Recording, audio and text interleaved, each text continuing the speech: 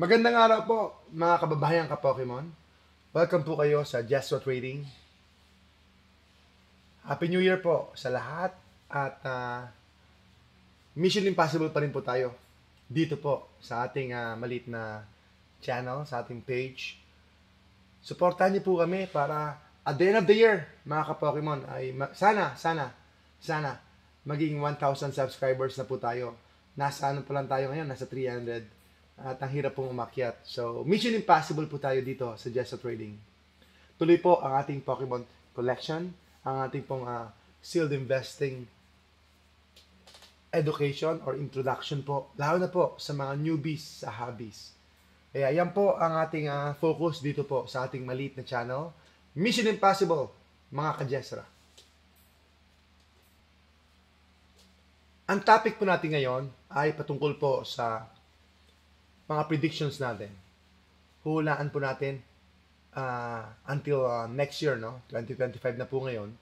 So, sa January 2026, siguro, pag may chance tayo, maalala ko, babalikan natin kung magkano po ang inabot na po ng mga products na keep sealed po natin. Kung talagang nagra-rise po sila in value.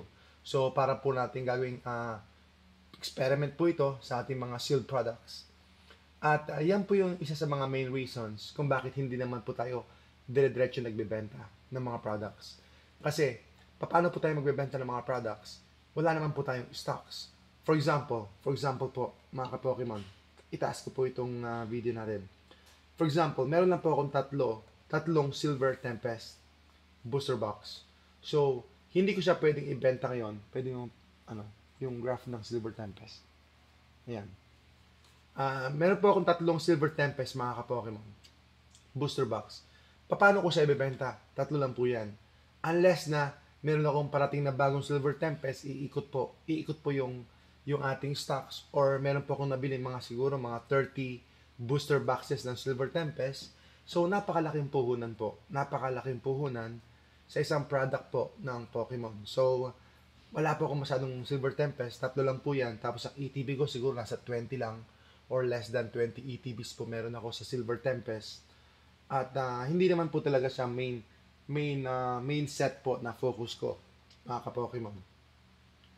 At hindi po tayo makakapagbenta ng marami or hindi po tayo nagbebenta ngayon ng Silver Tempest dahil nga po konti ang stocks natin at meron pa hong potential. So I keep on saying sa mga customers natin na ipapasa ko lang po yung potential. I'm just going to pass on the potential of the product as they are going to be kept sealed, mga ka-Pokemon. So, kung i-keep sealed po siya, papasa lang po yung potential ng product sa inyo, sa mga bibili po, sa mga customers po natin, mga ka-Pokemon. So, ito po yung presyo ng Silver Tempest right now ng January 2025. Yan po. At nasa $200 po ang presyo niya. Sana makita ninyo ng mas malapit. Mukhang malapit. Ayan. So, predictions natin, hindi naman siya talaga main set na talagang favorite, no? Kumbaga, parang lang siya, parang sabihin natin underrated siya ng Sword and Shield. Siguro at the end of the year, magiging siya, baka umabot siya ng 15,000 pesos, mga ka-Pokemon. So, 15,000 pesos, kita niyo po yung diferensya, $200, tapos additional more or less 5,000 ulit. So, mga 15,000 conservative yan. I think, no, conservative yan. It all depends po kung ma-realize po ng mga tao kung gaano po ka-popular si Lugia. No, yung main chase set ng main chase card po ng set na ito, mga ka-Pokemon. So, I do believe na around 15,000 conservative po. Ang ibibigay po natin mga prices ngayon ay conservative.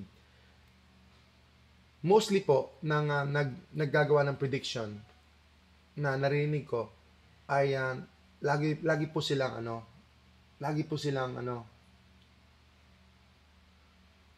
undervalued po yung kanilang mga predictions. Yun po ang nangyayari. Undervalued po yung predictions nila. So, kulang po yung estimate nila na sumusobra pa po. No? Nasusobra pa po. Kaya, na-overpass pa kanilang predictions.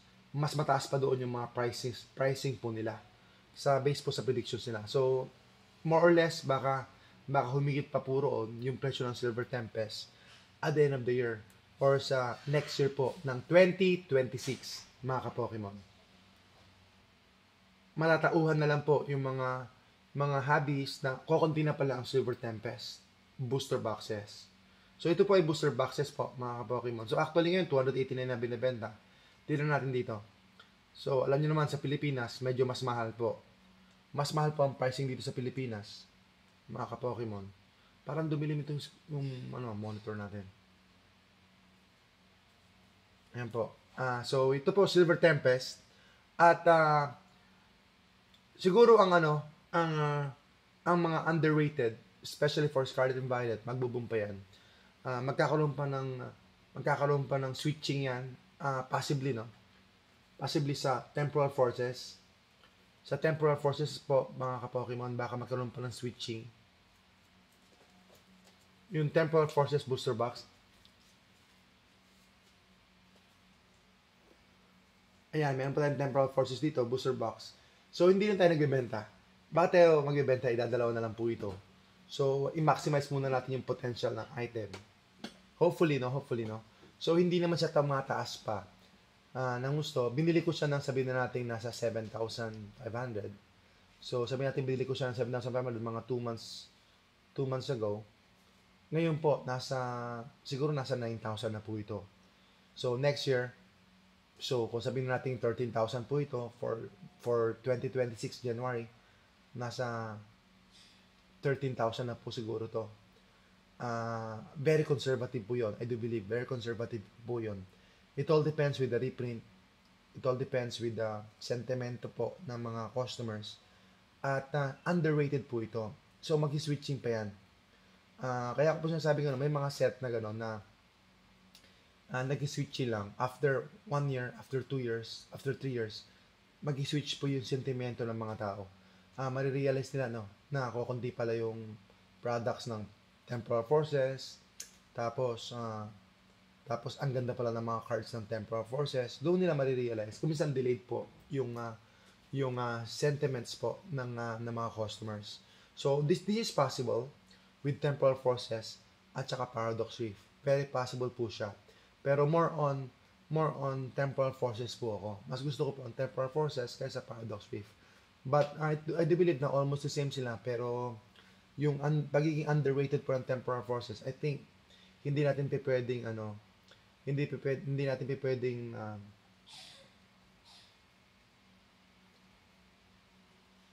do not misjudge Temporal Forces, no? Baka ma-undervalue natin siya masyado, but the potential is there. I do believe po, mga ka-Pokemon. So, ito yung Temporal Forces, probably maging 13,000 siya. So, conservative ito. I think conservative. Same thing with the Paradox Rift para mabilis lang po tayo sa ating video. And then, Stellar Crown, hindi rin natin alam kung anong pwede mangyari sa Stellar Crown. It all depends with the reprint.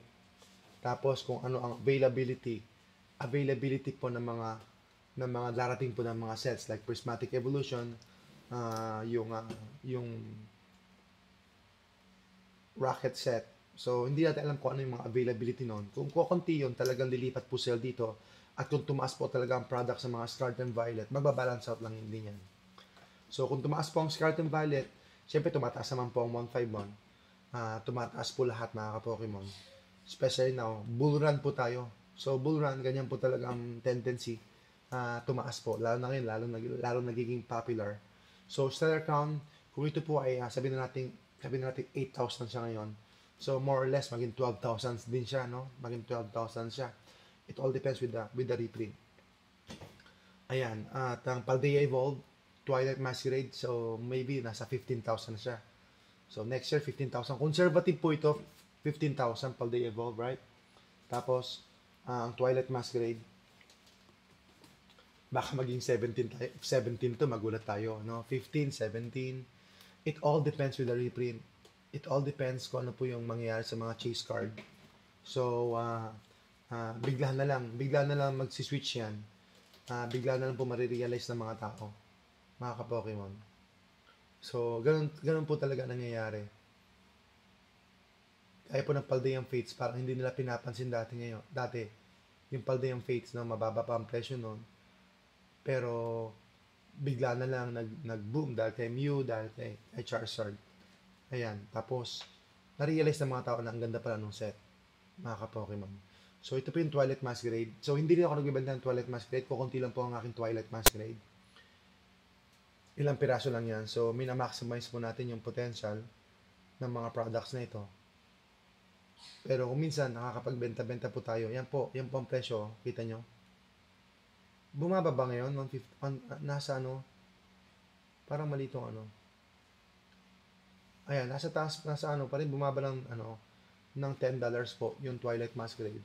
So, wag kayong mag-alala kung bumabagsak yung presyo. Kung generally na okay naman po economy ng Pokemon at ng ating bansa, hindi naman po talaga bababa ang presyo, lalo na po sa Pilipinas. Kung bababa man, malaki na po yung, malaki yan. Dito sa pagkakataong ito, 500 pesos. Sabihin na natin 1,000. So, malaki na po yung 1,000. So, at kung bumaba ng ganon, then, I think, no, it's a time for us to buy. Parang ganito, bumaba siya ng konti rito, nung December, November, dito ako bumili. Yan, nung November, around November, naging 150. Diyan ako bumili. Bumili po ako ng Twilight Masquerade. Pero hindi naman ganun karami, konti lang. So, kung pupunta naman tayo sa battle styles, ever since mababa naman talaga yung battle styles, no? Medyo mabagal po siya tumaas. Yun ang magiging problema. Yun ang magiging problema kapag pumili po kayo ng set na hindi po ganun ka-popular or hindi masyadong gusto ng mga tao, generally speaking, magiging mabagal po yung kanyang pagtaas. So, ito po, masasabi natin 8,000 ngayon, ang booster box ng Battle Stars. Siguro next year, ay maging 9,000 po siya. So, it's not bad. It's not bad. Malaki na pong porsyento noon. Pero, considering na ito po ay ilang taon na po, matanda na rin po itong set na ito. Ito po ay 2021. Itong Battle Stars, mga ka-Pokemon. At ngayon po ay nasa 2025 na po tayo. Halos hindi pa rin tumaas, no? Tumaas na po ng, kung ito po ay nagsimula sa 6, sabihin natin 6,000, bumagsak na ng 6,000, 6,500. Tapos ngayon or less. Depende po sa mga voucher, promo, or discount. Baka mas mura pa ako nakuha ng ganun. So, malaki na po yung porsyento na ikinataas niya. Kung ito po ay 8,000 na ngayon. Pero mabagal pa rin. Compare mo sa ibang mga products, compare mo sa mga ibang investment, napakataas na po na itinaas niya. Malaki na pong porsyento yon. Pero mabagal pa rin compared sa other sets na talagang sobrang bilis. Like Evolving Skies, like lately po, ang bilis po ng Surging Sparks. So, Surging Sparks, unfortunately, ay nakapagbenta rin po ako. Ayaw ko magbenta pero dahil sa kakapilit po ng ating customer ay nakabenta po ako ng Surging Sparks. So, depende rin po sa reprint pero I think no magiging 17,000 po ito. Magiging 17,000 po ito next year. So, kung pipilitin niyo po ako magbenta ngayon, parang hirap ko magbenta kasi syempre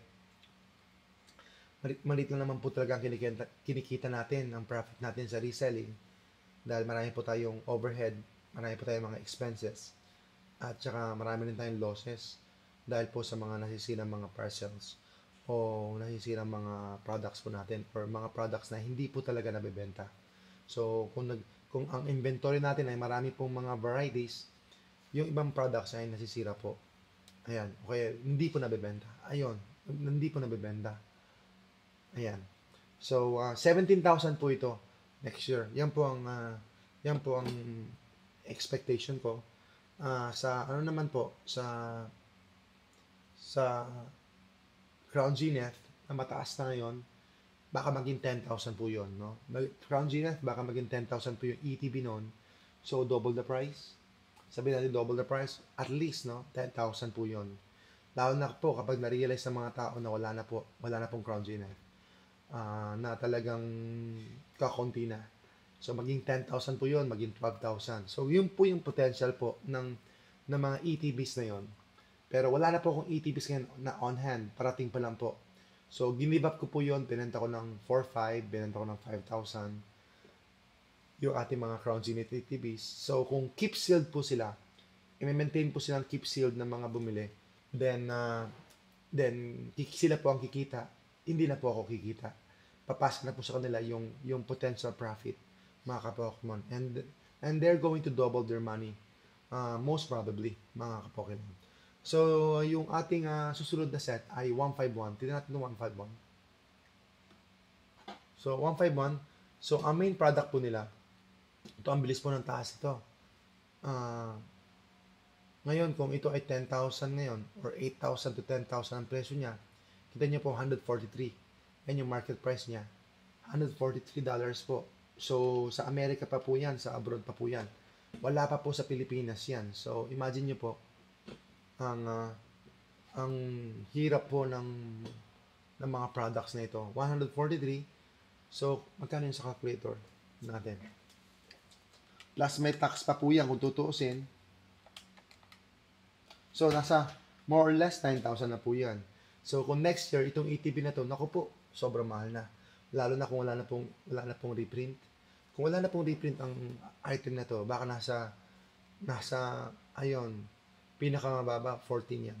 Pinakamababa 14. Tapos maging 20,000 pa. So, it all depends talaga. It all depends po talaga. Ang tinutukoy ko po market sa Pilipinas po. So, kung yan na po ang presyo talaga, pagka-translate yan sa Pilipinas, mga next month, kung yan na po talaga ang presyo niyan, aabot po yan ng next month, baka nasa 12 na yan. So, medyo delayed po tayo sa Pilipinas at saka medyo mataas po ang presyo kasi yung pag-i-import, yung pagpapadala po rito sa atin.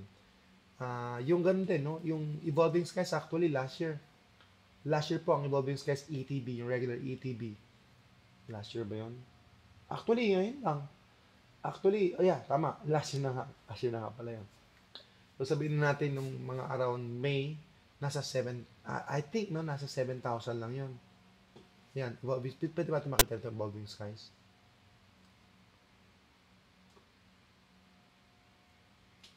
Ang pakita ito, Evolving Skies. Okay, habang nire-ready pa, mga ka-Pokemon. Ayan, tingnan natin yung So, itong Evolving Skies, dito po sa atin, yan lang po ang presyo niyan. $200, sabihin natin. $200 po ang presyo ng Evolving Skies. ETB yung regular. Pero ang bentahan dyan ng mga nakikita ko, wala po akong Evolving Skies ngayon. Out of stock po tayo. Or sold out po, mga ka-Pokemon. $200 siya ngayon. So, kung $200, nasa 11,600. Pero may nakikita ko, nagbibenta 14,000. 14,000 po. May nakikita ko nagbibenta yan 14,000. So, imagine niyo kung ang 1-year graph, tingnan natin ang 1-year graph niya. Ayun, sabi ko sa inyo, nabili ko lang po siya ng yung mga nabenta ko po, nabili ko po ng, April, sabi ko sa inyo, April, May, sabi ko sa inyo, nasa 7,000 lang siya. 6,500, yan. April 9. Nabibili ko lang po ayan po yung presyo niya. So, sa loob po ng 6 months, double na po yung price. So, make it double na po. Make it double na po yung price. So, next year, kapag na-realize ng mga tao, sobra talagang wala na rin. At wala na pong reprint to, I do believe na hindi na sila pwede mag-reprint or hindi na sila mag-reprint generally. Ang Pokemon, naku po, magiging 20,000 na po ito. Magiging 20,000, 24,000. Obsidian Flames, PCETB, baka maging ganoon na rin po. Pataas po lahat. Imagine niyo yan, ito na lang po, yan. Yan. Marami po ako nabili niyan. Na Evolving Skies, binuksan ko lang din po, pero medyo maalat. Medyo maalat po ang Evolving Skies. Mahirap po talaga yan. So, ayun, mga ka-Pokemon, talagang 212 na, yan na. Yan na po ang pricing ng Elite Trainer box po, ng Evolving Skies. Meron pa akong parating, binili ko siya ng, ito. Binili ko siya ng mga August. Ayan, mga ganyan po ang presyo niyan. Pagkakabili ko, so 150 ko siya nabili, sabihin na natin including tax. 149. So, it's not bad, di ba? Kumita na ako kung, so, okay lang na medyo delay ng konti dating, kasi nga, tumaas naman yung presyo. So, tumaas naman po yung presyo, mas maganda. Yeah, actually, meron nga high sale dito, 249. High sale. So, same story with 151. Ganun din yan, 151. Kung titignan natin yung graph niyan. Ba't wala? So, tignan natin yung graph niyan. Ayun, sobrang mas mataas pala itinaas ng 151. Kung tignan natin yung 1-year graph niya. Yung 1-year graph niya, tignan natin. Ayun, kung sa May yan, tapos dito, umabot pa ng 50. Yan, $50. Umabot pa ng 50, almost, mayroon pang 41.99 dito. Tapos, yan, dito, tumaas siya ng 143 ngayon. So, ano itataas niya next year? So, isang taon pang pag-uusapan natin dito. Ang pinag-uusapan lang natin dito around 6 to 8 months. Pero ang pag-uusapan natin dito, 1 year. 1 year po, January 2025 to January 2026. So, yung potential po ng product ay baka po, kung 140 ngayon, magdodoble lang siya times 2. 280 times 58. So, nasa kulang 16,000. Sabi natin 16,000, kung bibenta sa Pilipinas, baka ibenta nila ng 18,000 or 20,000. It all depends po talaga sa supply dito po sa Pilipinas. Yan. Lagi tayo nagko-compute palagi ng US prices or prices sa Japan or sa abroad.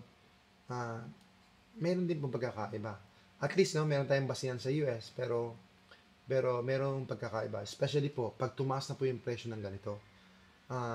Malit lang ang diferensya pagka 500 pesos, pero pag lumampas na po sa 10,000, lumampas na po sa 15,000, napakahirap na po mag-import. Napakahirap na po magbiyahe. Mga kapokyo. Maliban na lang po sa mga magpapabili. Ayan, sa mga kaibigan o sa kamag-anak. Okay po, ano pa ba? Prismatic evolution. Prismatic evolution, mag-up and down po yan. Sa tingin ko, mag-up and down po yan dahil mahaba naman po yung reprint window niya at saka yung release po ng mga products ng Prismatic Evolution. Pero syempre sa unang release, napakamahal po niyan. Kung ngayon pa nga lang hindi pa ako nagre-release, ay mahal na po, lalo po sa release na, no? Kapag na-attract na po yung mga tao, pag na-excite na po sila. At saka marami nang lumabas ng mga gusto ma-experience ng karamihan sa atin kung paano po yung prismatic evolution na yan, kung ano po yung pull rates and ano po yung tsaka yung chances po na makapull po ng Umbreon or ng mga EV cards. Ayan, tumasin po ito sa loob lamang po ng 3 buwan, September, October, November, December. So, more or less 3 buwan. Tinaas niya, almost double po, 40 to, ayan. Benta na po sa Pilipinas, kung yan po ang presyo, halimbawa, so nasa $80 times 58, so nasa 4,640 na. So kung ito na po ang bilihan, 4,640 yan. Kasi hindi naman talaga yan eh. Tingnan niyo po, para magulat po kayo. Yan lang yung median price, yan po yung market price, sabi nila. Pero kita niyo po, yung dito, yung sales data, di yung makikita. Meron pinakamababa, 22, pero yung pinakamataas ay $99. At dito natin makikita kung minsan, dito, yung data, kung ano po talaga ang totoong pagkakabili. So, not including the tax. Siyempre, may tax po yan. Ayan po, yan po yung mga prices. 66, 69, 69, 72. So, parang ganyan po. Meron pong mga specific record, detailed record kung magkano po talaga nabenta o nabili po yung product. Kung sabihin na natin 75, so nasa 4,350. Ayan. So, yan na po ang presyo dito. Siguro nasa 4,500, 4,700, 4,800, hanggang 5,000 or higit pa. So, paldo yung fates. Lahat talaga. Pati base set po. ng Scarlet and Violet, yung ETB ha, yung ETB na purple. Abangan nyo rin po yun mga ka-Pokemon. Ayan lang po yung ating sharing sa araw na ito. Maraming salamat po sa inyo. At supportan nyo po ang ating maliit na channel. Mission Impossible po tayo dito sa Jesua Trading. Salamat po mga ka-Pokemon. Salamat po. Mabuhay ang bawat isa.